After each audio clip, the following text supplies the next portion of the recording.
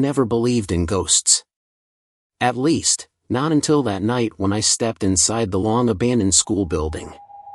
It all started with curiosity that turned into obsession. I was a freelance journalist specializing in investigating urban legends and haunted places. West Hollow High had been closed for over 2 decades after a series of mysterious, unsolved deaths. Some believed the spirits of the deceased students still roamed its hallways, seeking vengeance. Others claimed that something far more sinister lurked within its walls, feeding on human fear. Recently, reports of flickering lights inside the building, strange noises, and apparitions in the empty windows had become more frequent. This was my chance to investigate firsthand and uncover the truth behind the legend. That night, under the pale glow of the moon, I parked my car at the edge of the woods, just behind the school. The main entrance was boarded up, but I found a way in through a shattered window near the gymnasium. The air was thick with the scent of dampness and mold, mixed with something far worse, something rotten, like decaying flesh. With my heart pounding, I hoisted myself through the window and landed on the dusty floor. The gymnasium was eerily silent, so silent that every step echoed through the vast space. Rows of rusted wooden bleachers stood frozen in time, and a torn basketball net swayed gently as if touched by an unseen force. The main hallway looked like a relic of the past. Faded banners still hung from the ceiling, their letters barely readable. Rusted lockers lined both sides, some hanging open, revealing tattered books and forgotten belongings. Then, something happened. A distant laugh echoed through the air. It was high-pitched, yet distorted, like a recording played at the wrong speed. My body froze, every hair on my skin standing on end. The air around me grew heavier. I pressed forward, carefully stepping over broken glass and scattered debris. Each step became harder, as if something in this place was trying to hold me back.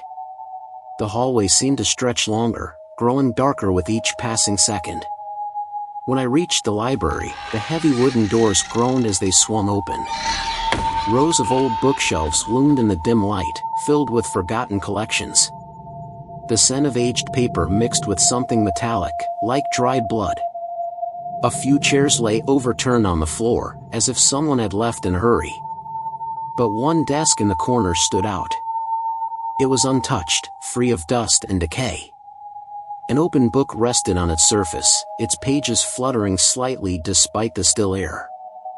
I felt something watching me, something that didn't want me here. Suddenly, the emergency lights above flickered, casting shadows that twisted and moved in unnatural ways. A low whisper slithered through the air, creeping into my mind and making my chest tighten.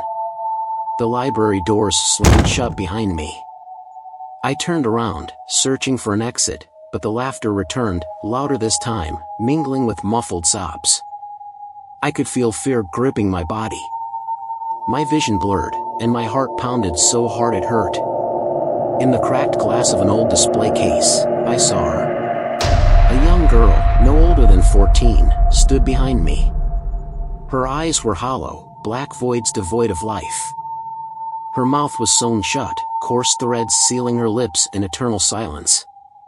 Her head tilted unnaturally, her gaze locking onto mine. She lifted a frail hand, her finger pointing straight at me. A whisper, faint yet unmistakable, filled the air. "Stay."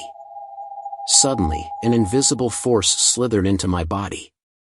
An unbearable cold seeped through my skin, spreading like ice in my veins. I collapsed to the floor, my body convulsing. My breath hitched as something unseen gripped my chest. A searing pain radiated from within, as if something was trying to take control. The shadows around me swirled, and voices filled my mind. Whispering, laughing, crying, all blending into one overwhelming cacophony. I felt my fingers clawing at the floor, desperately searching for something to hold on to, but my body refused to obey. I could feel the presence inside me, gnawing at my consciousness. In my desperation, I remembered something, the legend of this place. It was said that spirits trapped here could be driven away by rejecting them, by resisting the fear they thrived on. I gathered the last remnants of my strength and forced my lips to move. "You don't own me," I rasped. The pain intensified, but I fought back. I willed my mind to return, to reject the darkness tightening around me. Just as I teetered on the edge of oblivion, the force suddenly released me. I collapsed to the floor, gasping for air. The voices were gone. Slowly, I crawled toward the faint light at the end of the hallway, every movement agonizing as if my body had been torn apart from the inside. I didn't stop until I was outside, my breath ragged, my body trembling. The night air was cold against my skin, but for the first time, I was grateful for the realness of the wind. The school loomed behind me, its dark windows like empty eyes, watching. Since that night, I've always felt something watching me. Something lurking just beyond the edges of my vision, hiding in the shadows. And in those quiet moments, when I'm alone in my room, I can still hear the whisper. "Stay."